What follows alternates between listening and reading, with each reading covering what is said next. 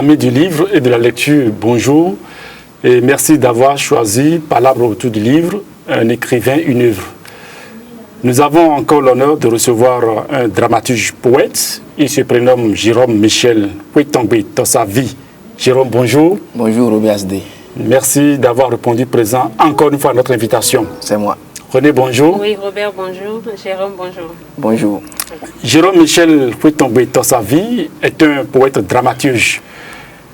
En 2012, il a eu à publier Signatures et Balivernes, qui est un recueil de poèmes, suivi donc de la lettre postface du professeur Jean-Marc Aurel Afoutou, n'est-ce pas? Et en 2014, tu as eu à publier Les Complaintes de la Sirène, ouais, qui est une pièce de théâtre déjà jouée à l'Institut français de Cotonou. Oui. Alors, René? Oui. Alors, Jérôme, selon toi, c'est quoi la poésie et pourquoi avoir choisi d'écrire? Merci. La poésie, on l'a tellement définie que pour moi, elle est devenue indéfinissable. Très bien. On a dit que la poésie est le silence du matin. Oui. On a dit que la poésie, c'est la rondeur de la femme. On a dit que la poésie, c'est le coucher du soleil. Oui. Pour moi, en un seul mot, la poésie, c'est un appel à la transe. C'est un appel à la sueur. C'est un accouchement. Alors, au jour d'aujourd'hui, est-ce que la poésie a encore une audience comme le roman, comme le théâtre, comme la nouvelle, selon toi? Oui et non. La poésie n'a pas d'audience voulue. Mais en même temps, la poésie a une audience quand même, qui se crée. Oui, d'abord parce que la poésie, aujourd'hui, maintenant, constitue donc un levain qui capte un peu l'attention des gens, surtout quand elle est sentimentale. Donc, quand elle est adressée à la femme. Et comme autant que nous sommes appelés à courtiser la femme, à la draguer, à la chouchouter. Et donc, on prend le canal de la poésie donc, pour arriver à cette fin-là. Donc, purement, quand la poésie est sentimentale, elle a plus d'audience. Très bien. Mais quand elle est existentialiste, donc philosophique, elle n'a pas d'audience. Alors, les gens reprochent aux poètes d'être parfois hermétiques. Très bien, merci. Voilà. C'est un débat, pour moi, un peu dépassé. Parce que l'hermétisme, d'abord, pour moi, c'est la non-maturité du lecteur à pénétrer un texte. Un texte poétique. Le texte poétique, c'est un tissu d'images qui demande au lecteur de faire un effort de dépassement. Très bien. Et donc de décèlement du sens premier des mots. Comme on est habitué au sens propre des mots, et quand on arrive à déplacer le sens, et donc on choque un peu la sensibilité du lecteur. C'est pourquoi on tasse les poètes d'hermétiques. Sinon, c'est les mêmes mots que le romancier utilise, que le novelliste utilise, que le dramaturge utilise, que le poète utilise. Sauf que pour le poète, lui, il fait le toilettage des mots. Super. C'est-à-dire qu'il essaie de lessiver les mots. De les huiler, de les agrémenter pour que ça donne plus de la musicalité, de la tonalité. Super. Alors, donc, si je vous comprends bien, pour comprendre la poésie, il faut s'élever à un certain niveau. Obligatoirement. Ce n'est pas, c'est un genre noble. On dit pour nous, ça dit que c'est. Oui, je comprends. Il faut aimer l'esthétique. Voilà, il faut être élégant aussi. Élégant. Si on n'est pas élégant, on ne peut pas être poète, on ne peut pas accepter la poésie. Très bien. Je crois que nous allons tout à l'heure découvrir l'univers poétique à travers un extrait que René va nous lire. Oui, l'extrait qui porte le titre. Éponyme, voilà. Éponyme, voilà. Signature et Balivernes. Balivernes. Tu bombes le torse, tu nous lis ça et on va entendre, s'il te plaît. Irrésistible. Invisible, le verbe se fait chaîne, la pensée s'enchaîne. Mon bréviaire est l'âme balbutiant, les signaux immortels de mes nerfs, signature et balivernes sur mon lit d'innocent, au creux de mes mains. Ma poésie, douce senteur de mes nuits sans étoiles, sur mes sandales, la marque déposée de l'ennui, quelques lignes de destin abîmé. Des tavernes de cicatrices faites de signatures et balivernes. Oui, voilà un beau recueil de 35 poèmes, ça il faut le dire, de paroles formidablement tissées. Névralgique. Névralgique, de Constantin Amoussou, merci. Que je salue au passage. Oui, tout à fait, nous le saluons, c'est un grand poète. Alors, dis-nous quelque chose par rapport. Alors, toi et ta poésie, c'est quoi? Ma poésie, c'est d'abord d'ordre d'engagement. Oui. Vous voyez, je m'engage pour dire les choses qui choquent un peu la sensibilité. Très bien. Je m'engage pour porter la parole des gens sans parole.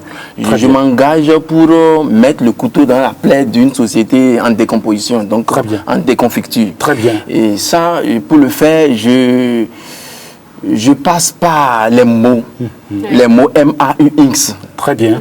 Oui. Et les mots M-O-T-S pour porter la parole, exprimer la parole. Ces mots-là, vous voyez, caverne, destin abîmé. Voilà. Voyez, donc, pour moi, c'est des débois, certes, des débois, mais en même temps, ce que j'ai de plus cher qui me brûle au plus profond de moi-même. Oui, le verbe se fait chaîne. Oui. Parce que le verbe, la parole est sacrée. Oui. Et tout ce qui sort de la bouche de l'homme doit être maîtrisé. Donc le verbe est chaîne. La parole nous enchaîne. La parole, surtout la parole victimaire, la parole de l'enchaîné est parole douloureuse. Voilà. Donc il enflamme. Oui. Celui qui souffre dit des choses dangereuses. Oui. Il y a...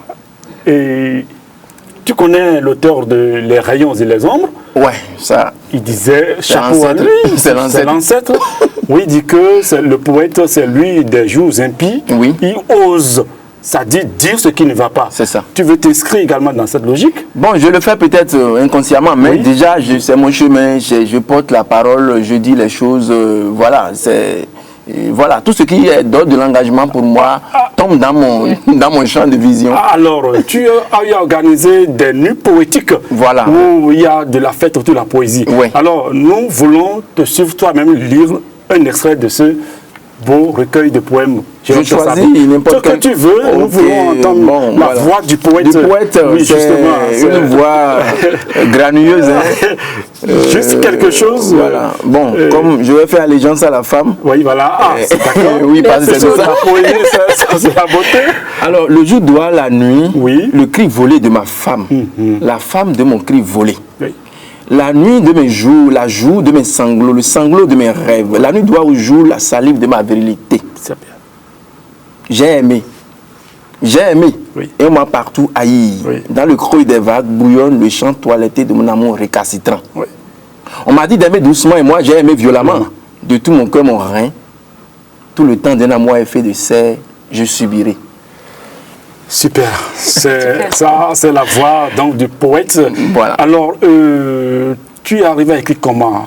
Quelle est ton inspiration? En quelques secondes, Jérôme Tossavi. Voilà. Je n'ai pas de couvent. Je n'ai pas de secret. Je n'ai pas de code pour écrire. Voilà. L'écriture, pour moi, comme j'ai dit, c'est un appel à transe. Ça dit que la chose vous saisit à bras le corps et voilà, les choses sortent instantanément. Voilà. Et je pense qu'il n'y a aucun effort quand on est inspiré. Oui. Très bien. Mais quand on se masturbe, excusez le verbe, c'est un peu péjoratif. Quand on masturbe l'esprit, donc on accouche peut-être des choses, non. Un génie ou bien quelqu'un qui est inspiré ne doit pas faire trop d'efforts. Parce qu'il est en transe. Ouais, le vaudou qui est en transe ne contrôle plus rien, ne peut pas dire comment ça se passe. Donc c'est la même chose ici. Moi je ne sais pas comment ça se passe, mais j'écris des choses qui plaisent aux gens. Très bien. Et tant mieux. Oui, je n'ai pas de couvent. Oui, c'est vrai.